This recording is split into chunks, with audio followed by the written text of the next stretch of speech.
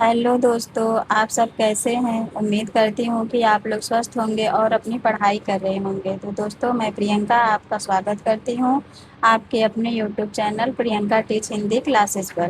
तो दोस्तों, इस वीडियो में हम उत्तर प्रदेश की प्रमुख बोलियों को देखेंगे, उसकी विशेषताओं को देखेंगे, वह कहाँ कहाँ पर मुख्य रूप से बोली जाती हैं और जो उनकी बोलियाँ हैं उनके नाम देखेंगे और उन बोलियों के अन्य नाम भी देखेंगे। तो आइए हम बिना देरी किए हुए वीडियो को स्टार्ट करते हैं। दोस्तों, अगर आप चैनल पर नए हैं तो इस चैनल को सब्सक्राइब कर लीजिए, लाइक कर लीजिए और शेयर शेयर भी कर दीजिए। दोस्तों, आप इस चैनल पर एक बार विश्वास बनाइए और जुड़िए। आपको यहाँ पर बहुत ही लाभ मिलेगा। यहाँ पर आपके आप किसी भी एग्ज़ाम की तैयारी कर रहे हैं जिसमें कि हिंदी व्याकरण से संबंधित प्रश्न आते हैं तो यह वीडियो आपके लिए बहुत लाभकारी होगी। आप इसके थ्रू नोट्स भी बना सकते हैं। इसमें उन्हीं महत्वपूर्ण पॉइंटों को समाहित किया गया है जो परीक्षा के दृष्टि से उपयोगी हैं। तो दोस्तों, आप बिना स्किप किए हुए वीडियो को अंत तक ज़रूर देखिए। तो चलिए हम बिना देरी किए हुए अपने वीडियो को स्टार्ट करते हैं। आइए हम अपने पहले टॉपिक को देखते हैं। हमारा टॉपिक क्या है कि उत्तर प्रदेश की बोलियां। तो उत्तर प्रदेश की कितनी मुख्य बोलियां हैं। तो पहली हमारी आ जाती है ब्रजभाषा, दूसरी है अवधी, और फिर भोजपुरी, खड़ी बोली और बुंदेली और कन्नौजी। अब इनके इसके पहली वाली वीडियो में हमने इसके विकास के बारे में बता दिया था कि ब्रजभाषा किस बोली के किस उपभाषा के अंतर्गत आती है, अवधी किस भाषा के अंतर्गत आती है। इस प्रकार से हम इनकी उत्पत्ति और विकास के बारे में हमने पिछली क्लास में देख लिया है। तो दोस्तों, अगर आप नहीं देखे हैं तो जाकर जरूर देखिए। यहाँ पर हम केवल उत्तर प्रदेश की बोलियों के बारे में ही बात करेंगे। जैसे कि जो बुंदे जो ब्रज भाषा है, ब्रज भाषा को हम भरतपुरी भी कहते हैं, अंतरदेशीय कहते हैं, डांगी कहते हैं, भुक्सा कहते हैं, ग्वालियर कहते हैं और माथुरी कहते हैं। ये ब्रज भाषा के अन्य नाम, अगर आपसे मान लीजिए कि परीक्षा में पूछ लेता है कि ब्रज भाषा के अन्य कितने नाम हैं, इनमें से कोई 3 ऑप्शन दे देता है और एक अलग दे देता है, तो हम अगर पढ़े रहेंगे तो इनमें से उन तीनों ऑप्शनों को चुनकर अपने परीक्षा हाल में उस प्रश्नों को सही कर सकते हैं। अब दूसरा हमारा आता है अवधी। अवधी को हम बैसवाड़ी कहते हैं, मिर्जापुरी कहते हैं और बनहोगी कहते हैं। उसी प्रकार से आ जाती है भोजपुरी। भोजपुरी जैसे गोरखपुरी हुआ, सोनपारी, मघेसी, सखरिया, सारन, छपरैया और खारवाही, इन सबको हम भोजपुरी के उपनामों के रूप में देखते हैं। खड़ी बोली को कौरवी भी कहा जाता है, जिसे हम पूर्वी कौरवी कहते हैं, पश्चिमी कौरवी, बिजनौरी, पहाड़ ताली, और उसी प्रकार से बुंदेली को राठौरी, लोहाती, बनाफरी और कन्नौजी जो है। फिर इसमें हमारे जो उत्तर प्रदेश की प्रमुख बोलियों के रूप में ब्रज भाषा आ जाती है, अवधी, भोजपुरी, खड़ी बोली, बुंदेली और कन्नौजी। तो उम्मीद है दोस्तों आपको ये समझ में आ गया होगा चार्ट। अब हम इनको एक एक करके, जैसे ब्रज भाषा को विशेषताओं को देखते हैं, इसके क्षेत्र को देखते हैं और इसके अन्य नाम उसकी उपबोलियों को देखते हैं। फिर दोबारा हम दूसरा टॉपिक हमारा अवधी रहेगा, फिर भोजपुरी, फिर खड़ी बोली, फिर बुंदेली। इसी प्रकार से हम एक एक करके आज अपने टॉपिक को क्लियर करेंगे। तो आइए हम अपने आगे बढ़ते हैं कि जो हमारा ब्रज भाषा है उसकी विशेषताएं क्या क्या हैं। तो हमारी पहले हम देख लेते हैं कि यहाँ उत्तर प्रदेश की बोली जाने वाली जो प्रमुख रूप से मुख्य बोलियां कौन कौन सी हैं। यहाँ पर हमारी पहली आ जाती है खड़ी बोली, दूसरा आ जाता है ब्रज भाषा, और तीसरा अवधी, और चौथी भोजपुरी, पांचवी बुंदेली और छठी हमारी कन्नौजी। ये उत्तर प्रदेश में मुख्य रूप से बोलियां बोली जाती हैं। अब हम ब्रज भाषा की विशेषताओं और उसके उपनामों को देखते हैं। तो जो हमारा ब्रज भाषा यहाँ पर है, टॉपिक हमारी ब्रज भाषा। अब ब्रज का जो प्राचीन नाम है सूरसेन था। अब ये देखिए परीक्षा की दृष्टिकोण से कितना इम्पोर्टेंट है कि ब्रज भाषा का प्राचीन नाम क्या है। तो दोस्तों, ब्रज भाषा का जो प्राचीन नाम है वह सूरसेन है। और ब्रज शब्द का अर्थ क्या है, जो यहाँ पर ब्रज शब्द है उसका अर्थ क्या है, गो स्थली या गोचारण स्थल, अर्थात गाय चरने का स्थान जो होता है उसे हम गो स्थली कहते हैं। फिर उसके बाद आ जाता है ब्रज, सौर सेनी अपभ्रंश से विकसित हिंदी की महत्वपूर्ण भाषा है, जिसका जन्म 1000 ईस्वी के आसपास माना जाता है। जो ब्रज भाषा है वह पश्चिमी हिंदी के अंतर्गत आती है, और पश्चिमी हिंदी का जो विकास होता है वह सौर श्रेणी अपभ्रंश से आ जाता है। तो यहाँ पर वही बताया गया है कि जो सौर श्रेणी अपभ्रंश से ब्रज भाषा विकसित हुई है। मथुरा और उसके आसपास के क्षेत्र में ब्रजमंडल कहलाता है। जैसे मथुरा हुआ और उसका जो आसपास का क्षेत्र है उसे हम क्या कहते हैं? ब्रजमंडल कहते हैं। आगे चलते हैं। चूंकि यह भाषा ब्रज क्षेत्र यानी मथुरा के आसपास में बोली जाती है, इसीलिए इसे ब्रज भाषा भी कहते हैं। अब हम ब्रज भाषा को ब्रज भाषा क्यों कहते हैं? क्योंकि यह मथुरा के आसपास बोली जाती है, जिसे कि हम ब्रज ब्रज भाषा कहते हैं। मथुरा के आसपास को हम ब्रज क्षेत्र कहते हैं। इसके अंतर्गत जैसे मथुरा, आगरा, अलीगढ़, धौलपुर, हाथरस, एटा, मैनपुरी, फिरोजाबाद, बरेली, बुलंदशहर और बदायूं आदि इन क्षेत्रों में ब्रज भाषा मुख्य रूप से बोली जाती है। तो इन क्षेत्रों को आप ध्यान में रखिएगा। तो आगे हम बढ़ते हैं। इस भाषा का केंद्र जो है वह मथुरा एवं बिंद्रावन है। अब ब्रज भाषा का केंद्र हमसे एग्जाम में पूछता है तो क्या होता है हमारा? मथुरा और बिंद्रावन। ब्रज भाषा बोलने वालों की संख्या लगभग कितनी है? 3.5 करोड़ ब्रज भाषा बोलने वालों की संख्या है। अब ब्रज भाषा की जो उपबोलियां, अभी हमने चार्ट में इसको समझा था कि ब्रज भाषा की उपबोलियां अर्थात ब्रज भाषा कि जो है वह भरतपुरी उपबोली, अंतरदेशीय अंतर्वेदी भी उसे कहा जाता है, भुक्सा यानी नैनीताल के तराई क्षेत्र की भाषा, डांगी, माथुरी और ग्वालियरी ये ब्रज भाषा के अन्य नाम भी हैं। कभी कभी एग्जाम में तो यहाँ पर भी ब्रज भाषा के अतिरिक्त अंतर्वेदी करके भी प्रश्नों को पूछ लिया जाता है। जिसको पता रहता है वो सही कर लेते हैं, जिसको नहीं पता रहता है उनका गलत हो जाता है। तो ब्रज भाषा को अंतर्वेदी, भरतपुरी, भुक्सा, डांगी आदि नामों से भी जानते हैं। अब हम इनकी विशेषताओं की तरफ बढ़ते हैं कि ब्रज भाषा मध्यकाल की प्रमुख भाषा थी, अर्थात मध्यकाल वही जो रीतिकाल के भक्ति काल और रीतिकाल का जो मध्य का भाग होता है उसे ही हम मध्यकाल कहते हैं। अर्थात मध्यकाल में यह स्वर्णिम शिखर पर विराजमान थे। अर्थात भक्ति काल में जैसे कि सूरदास हुए, तुलसीदास हुए, इन सब ने अपने जो काव्य कविताएं लिखी हैं वह ब्रज भाषा में ही लिखी हैं। बोली के रूप में इसका साहित्य नहीं है, लेकिन भाषा के स्तर पर यह अत्यंत ही समृद्ध रही है। अब ब्रज भाषा के प्रमुख कवियों को देख लेते हैं, जैसे कि तुलसीदास, अष्टछाप के सभी कवि, कुंभन दास, सूरदास, कृष्णदास, परमानंद, गोविंद स्वामी, चित स्वामी, नंददास, चतुर्भुज दास।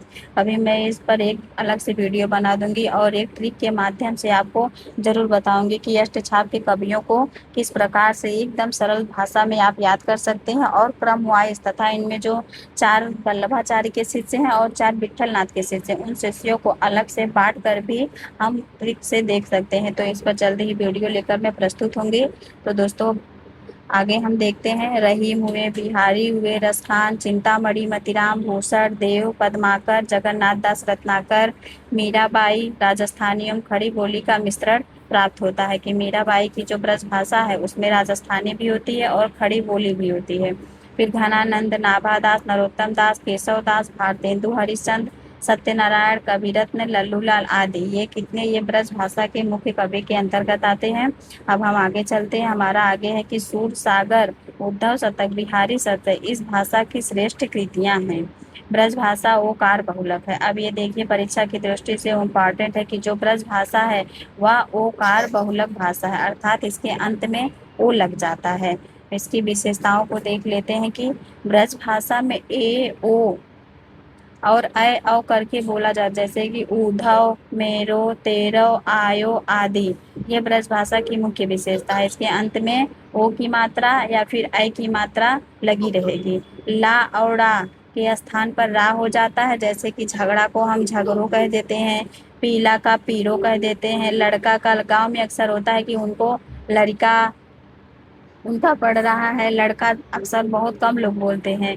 तो वहीं पर ये लड़का जो है वह लड़का के रूप में ब्रज भाषा में बोला जाता है। व्याकरणिक स्तर पर लिंग रचना में पुल्लिंग से स्त्रीलिंग बनाने में नी, इनी, इनी, आनी प्रत्यय लगाते, जैसे कि जेठानी, ग्वालिनी। एक वचन से बहुवचन बनाने के लिए ए, ऐ और अन प्रत्यय लगाते हैं।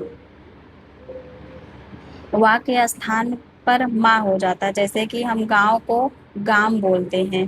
पहचान के लिए वाक्य में मानय मोको कहो को जाति ए गधा धोइबे ते बछड़ा नई हवाई जात, मतलब ये जो ब्रज भाषा की विशेषता का एक उदाहरण दिया गया, किस तरह से हम पहचान सकते हैं। अब हमारी दूसरी जो आती है बोली, वह है अवधी। अवधी की अब हम विशेषताओं को आगे देखते हैं कि अवधी की क्या विशेषता है, उसके उपनाम कौन कौन से हैं।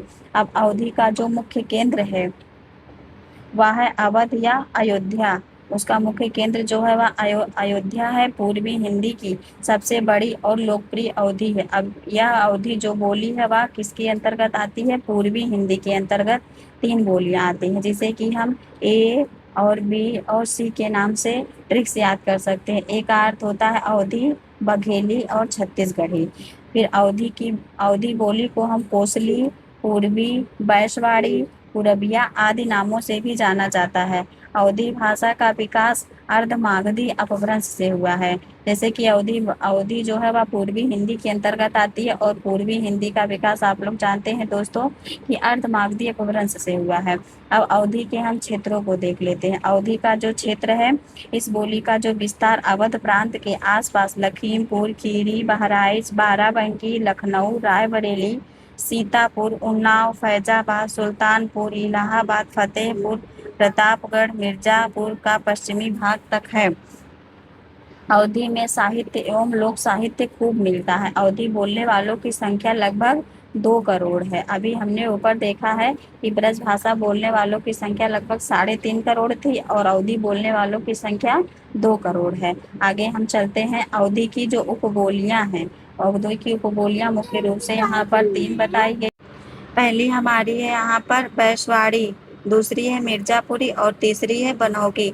तो इन उपबोलियों को आप इम्पोर्टेंट करके नोट कर लीजिए कि अवधी की जो उपबोलियां हैं वह 3 है मुख्य रूप से। अब आगे चलते हैं कि अवधी भाषा में प्रमुख रचनाएं। अब पद्मावत जो कि मलिक मोहम्मद जायसी का है, फिर ठेठ अवधी में लिखा गया है। कभी कभी परीक्षा में पद्मावत की भाषा को पूछ लेता है कि पद्मावत की भाषा क्या अवधी है, ब्रज है कि ठेठ अवधि है। तो हमारा जो उत्तर होगा वह ठेठ अवधि होगा। रामचरितमानस तुलसीदास द्वारा रचित है। यह अवधी साहित्यिक अवधि में लिखा गया है। रामचरितमानस को ही अवधी भाषा से रचित सर्वप्रसिद्ध महाकाव्य माना जाता है। मुल्ला दाऊद कृत लोर कहा या चंदायन की भाषा भी अवधी है। और अवधी के प्रसिद्ध कवियों में आते हैं सबसे पहले तुलसीदास, फिर जायसी, फिर उस्मान, मंझन, कुतुबन, मुल्ला दाऊद, नूर मोहम्मद आदि। अब इसकी विशेषता है कि अवधी मुख्यतः आकारांत बोली है। अभी हमने ऊपर ही जो ब्रज भाषा देखा, ब्रज भाषा कौन सी बोली थी? वो ओकारांत, ओकार बहुला थे, जिसके अंत में ओ था। परंतु यहाँ पर अवधी भाषा में अकारांत, अर्थात जिसके अंत में आ होगा, जिसके अंत में आ होगा उसे हम अकारांत कहते हैं। तो इस बोली में उत्तम पुरुष, जैसे कि प्रथम पुरुष, मध्यम पुरुष, उत्तम पुरुष, 3 पुरुष होते हैं। तो जो उत्तम पुरुष का हम का प्रयोग उत्तम पुरुष एक वचन मैं के साथ अर्थ में किया जाता है। व्यंजनात् होना इसकी मुख्य विशेषता है। अब आगे हम देखते हैं कि इसमें ड़ा के स्थान पर ना हो जाता, जैसे कि प्राण को हम प्राण बोलते हैं, इसमें ला और ड़ा के स्थान पर रा होता है। जैसे जोड़ को जोर, मूसल को मूसर इत्यादि। इसमें संज्ञाओं के 3 रूप मिलते हैं, जैसे घोर, घोरवा और घोरौना। पहचान के लिए वाक्य है कि ऊ बड़ा भोदू रहा, गाँव माँ एकठे चोर रहत रहा। मतलब ये पहचान के लिए बताया गया है कि अगर इस तरह से वाक्य रहेगा तो वो अवधी भाषा में होगा। अब हम देखते हैं भोजपुरी। हमारा जो भोजपुरी है, भोजपुरी को देख लेते हैं। भोजपुरी का जो मुख्य केंद्र है वह है भोजपुर। भोजपुरी बिहारी हिंदी की प्रमुख बोली है। मतलब भोजपुरी बिहारी हिंदी के अंतर्गत आती है, और बिहारी हिंदी का विकास मागधी अपभ्रंश से होता है। अब इसका विकास मागधी अपभ्रंश से हुआ है। भोजपुरी का नाम बिहार में भोजपुर नामक गांव के आधार पर पड़ा है। भोजपुरी शब्द का सर्वप्रथम प्रयोग अंग्रेज विद्वान रेमंड ने किया था। ये परीक्षा की दृष्टि से आप लोग नोट कर सकते हैं दोस्तों कि भोजपुरी शब्द का सर्वप्रथम प्रयोग किसने किया था? अंग्रेज विद्वान रेमंड ने किया था। आगे बढ़ते हैं। हमारा अगला जो पॉइंट है वह है भोजपुरी का अन्य नाम पूर्वी भी है। अब भोजपुरी का अन्य नाम क्या है दोस्तों? अब भोजपुरी का पूर्वी ध्यातव्य यानी ध्यान देने की बात है कि पूर्वी शब्द अवधी बोली के लिए भी प्रयुक्त होता है। भोजपुरी का जो क्षेत्र है गोरखपुर, देवरिया, गाजीपुर, बलिया, बनारस, मिर्जापुर, जौनपुर, बस्ती, चंपारण, छपरा, सिवान, गोपालगंज, सारण, पूर्वी, फैजाबाद आदि। अब हिंदी प्रदेश में भोजपुरी बोलने वालों की संख्या सर्वाधिक है। भारत के बाहर विदेशों में भी भोजपुरी भाषा बोली जाती है, जैसे कि मॉरिशस, सूरीनाम, फिजी, त्रिनाड। अब हमसे क्वेश्चन में एग्जाम में ये पूछ सकता है कि उत्तर प्रदेश की कौन सी ऐसी बोली है जिसे कि अपने देशों के अतिरिक्त विदेशों में भी बोली जाती है। तो हमारा जो उत्तर होगा वह है भोजपुरी, जो कि मॉरिशस, सूरीनाम और फिजी तथा गुयाना में भी बोला जाता है। भिखारी ठाकुर, ये परीक्षा की दृष्टि से बहुत ही इंपॉर्टेंट है दोस्तों, इसको आप नोट कर सकते हैं कि परीक्षा की दृष्टि से पॉइंट जो है वो भिखारी ठाकुर को भोजपुरी का शेक्सपियर एवं भोजपुरी का भारतेंदु भी कहा जाता है। कभी कभी इस प्रकार से प्रश्न भी आ सकता है कि भोजपुरी का भारतेंदु किसे कहा जाता है, तो भिखारी ठाकुर। भिखारी ठाकुर की जो प्रमुख रचना है वो विदेशिया है, वह जो एक लोक नृत्य है। भोजपुरी बोलने वालों की संख्या लगभग 3.5 करोड़ है। ब्रज भाषा के समान ही है। भोजपुरी में लोक साहित्य सर्वाधिक मिलता है। भोजपुरी के प्रमुख कवि हैं कबीर दास, चारण दास, भिखारी ठाकुर, राहुल सांकृत्यायन, फणीश्वर नाथ रेणु। आगे बढ़ते हैं, भोजपुरी की हम उपबोलियों को देख लेते हैं। भोजपुरी की जो उपबोलियां हैं वह है उत्तरी भोजपुरी, दक्षिणी भोजपुरी, पश्चिमी भोजपुरी और नागपुरिया भोजपुरी। ये जो 4 भोजपुरियां हैं, ये जो 4 उपबोलियां हैं, ये यहाँ पर दिया गया है कि ये भोजपुरी की प्रमुख उपबोलियों के अंतर्गत आती हैं। इसके बाद हमारे यहाँ 5वीं जो सोनपारी, गोरखपुरी, सकहरिया, सारण, छपरहिया, खारवाही और मघेसी। फिर अब हम भोजपुरी की विशेषताओं को देख लेते हैं कि भोजपुरी स्तर पर जो भोजपुरी अवधि के काफ़ी निकट है, मतलब भोजपुरी और अवधि की जो विशेषताएं हैं वह काफ़ी मिलती जुलती हैं। इसमें ड़ा की ध्वनि ना हो जाती है, जबकि हमने अवधि में भी देखा था कि ड़ा को ना कहा जाता है, ला और ड़ा को रा कहा जाता है। इसमें भी वही कुछ कुछ विशेषताएं देखने को मिल रही हैं। प्रमुखता देखने को मिलती है। भोजपुरी में आ, ई और ऊ के अति ह्रस्व रूप पाए जाते हैं।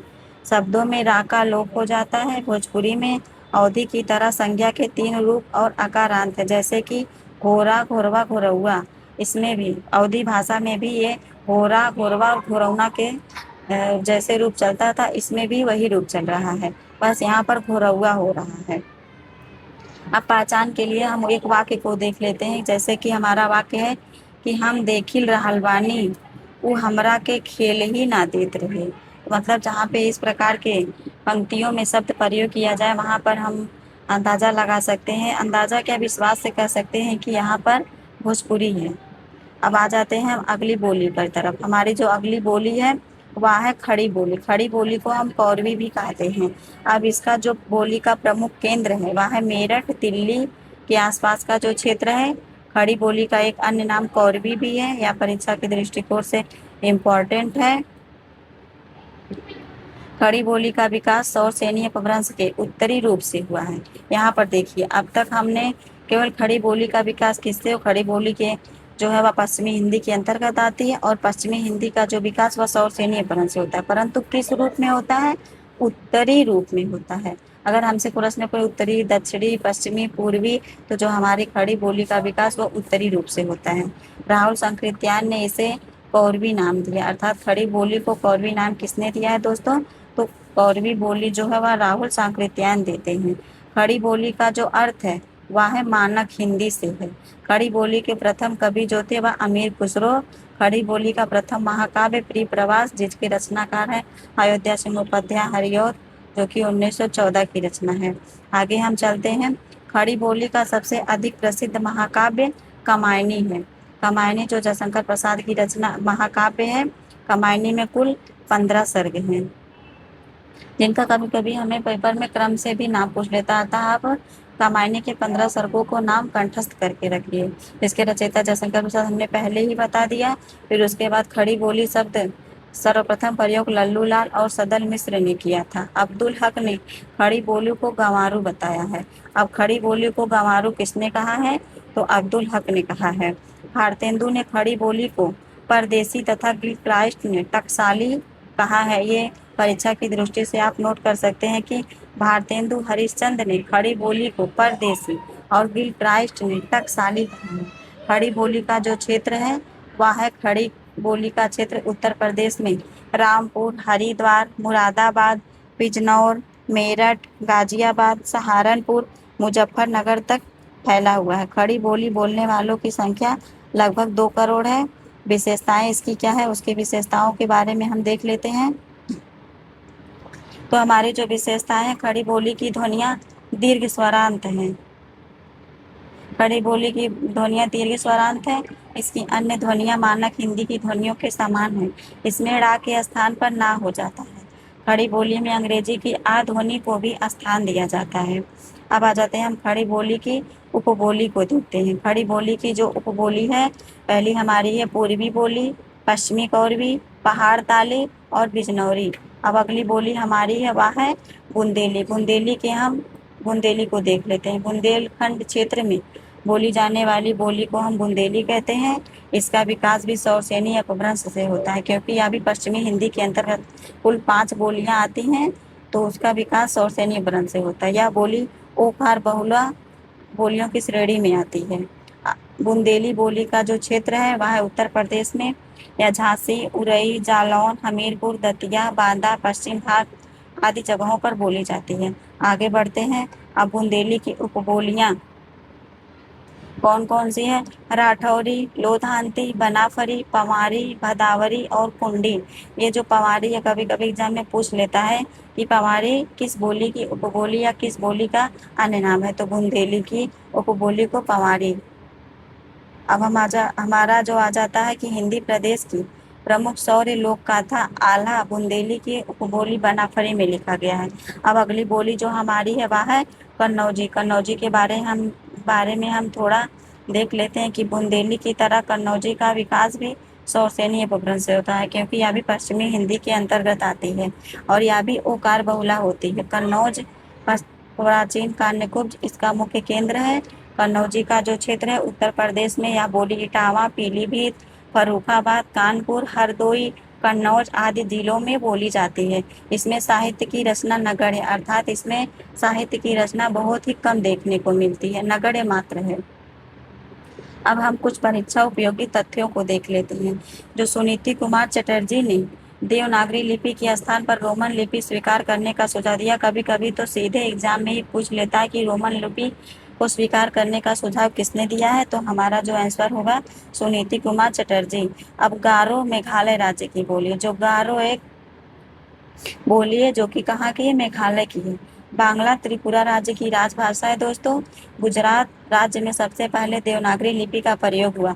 ये अगर आप LT 2025 के प्रीवियस ईयर क्वेश्चन को देखे होंगे तो ये प्रश्न पूछा गया था कि देवनागरी लिपि का प्रयोग सर्वप्रथम कहाँ पर किया गया था, तो जो हमारा इसमें आंसर होगा वो है गुजरात राज्य में।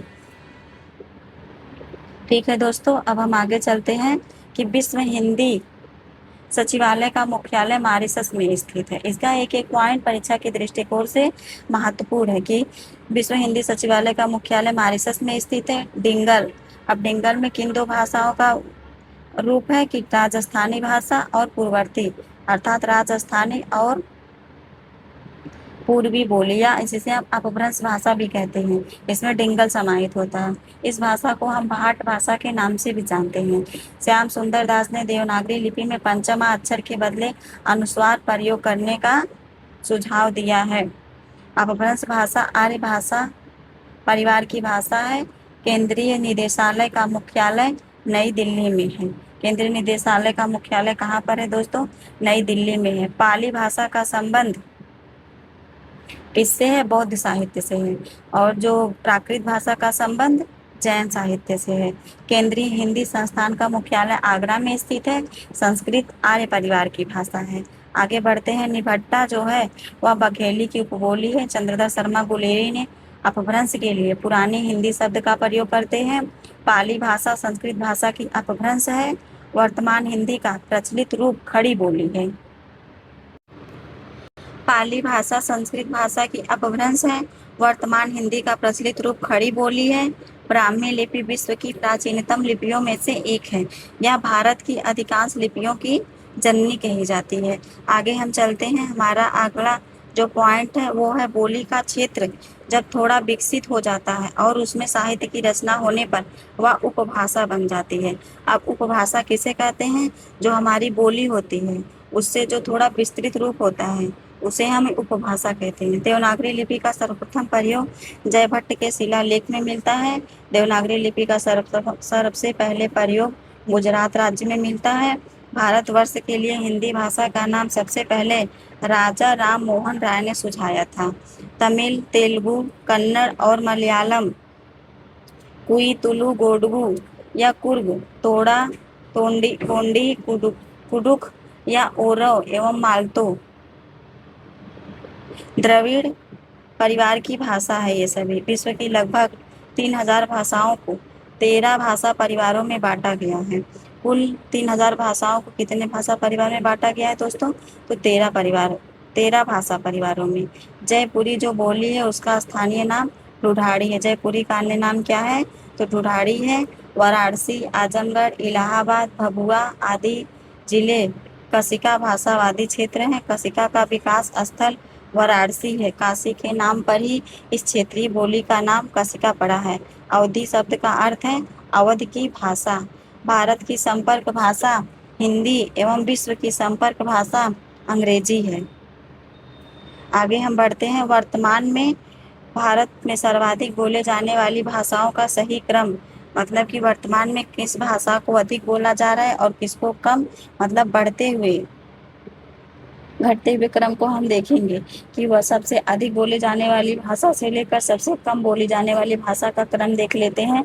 सबसे अधिक हिंदी बोली जाती है, फिर बांग्ला, फिर मराठी, फिर तेलुगु, फिर तमिल। अर्थात भाषा में सर्वाधिक बोले जाने वाली भाषा जो है वह हिंदी है। तो दोस्तों इसमें हम उत्तर प्रदेश की प्रमुख बोलियों और उनकी विशेषताएं, उनके क्षेत्रों तथा उनके उपनामों को देखे हैं और उनमें जो प्रमुख कवि भी शामिल है उन तथ्यों को भी देखे हैं। तो दोस्तों आप लोग कमेंट जरूर करिएगा कि आपको यह वीडियो कैसी लगी और चैनल को सब्सक्राइब जरूर कर लीजिएगा। आप एक बार विश्वास बनाकर इस चैनल से जुड़िए, आपको बहुत लाभ मिलेगा। यहाँ पर व्याकरण से संबंधित, साहित्य से संबंधित अनेक ऐसे टॉपिक लाए जाएंगे जो परीक्षा की दृष्टिकोण से अत्यंत ही उपयोगी होगा और इस पे हम प्रैक्टिस सेट भी करवाएंगे। और जो प्रीवियस ईयर क्वेश्चन रहेंगे जैसे कि हमारी उपभाषा, बोली और इनसे जो संबंधित प्रीवियस ईयर क्वेश्चन रहते हैं उनको हम टॉपिक वाइज हल करवाते रहेंगे। तो दोस्तों आप चैनल को सब्सक्राइब करना ना भूलें।